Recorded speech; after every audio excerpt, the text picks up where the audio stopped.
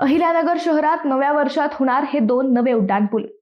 अहिल्यानगरकरांसाठी मोठी खुशखबर असून यंदा 2026 मध्ये शहरात आणखी 2 मोठे उड्डाणपूल तयार होणार आहेत।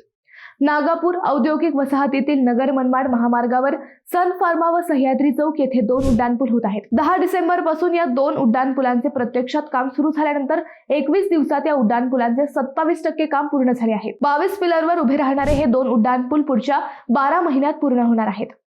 नागापूर औद्योगिक वसाहतीतील सह्याद्री चौक व सन फार्मा या चौकात कामगार कामावरून निघत असल्यामुळे सकाळी 8:30 ते सकाळी 11:30 वाजेपर्यंत व सायंकाळी 4:30 ते 6:30 वाजेपर्यंत मोठ्या प्रमाणात वाहतूक सुरू असते। दोन्ही चौकात सातत्याने वाहतूक कोंडी होत असते।